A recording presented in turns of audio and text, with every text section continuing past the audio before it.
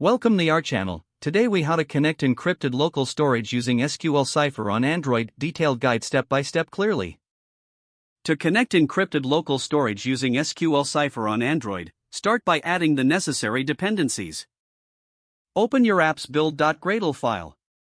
Include SQLCipher dependencies in the dependencies section. Sync your project to ensure the changes take effect. Next, open your Android manifest.xml file. Request necessary permissions for file storage if needed.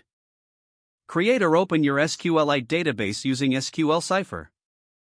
Use the SQLite database.open database method with the database path and the encryption key.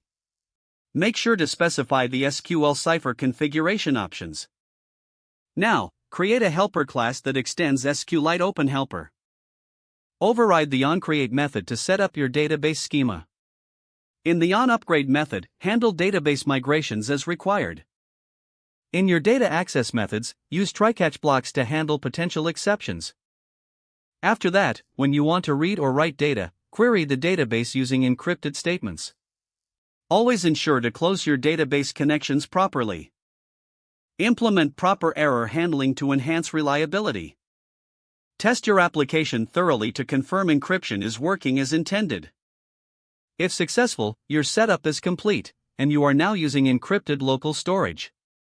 Explore additional SQLCipher features to enhance your data security further. Remember to keep your encryption keys secure and manage them carefully. With these steps, you'll effectively utilize encrypted local storage in your Android application. Ensure to keep your libraries up to date for security and performance improvements. If the page does not load, refresh the browser or try again in a private or incognito window. Make sure you are using the correct email address, then retype it carefully to avoid small typos. If your password is not accepted, use the reset option and create a new strong password you can remember. Check your spam folder for verification or security emails, then complete any requested confirmation steps. Enable two-factor authentication if available to improve account security and reduce unauthorized access risk.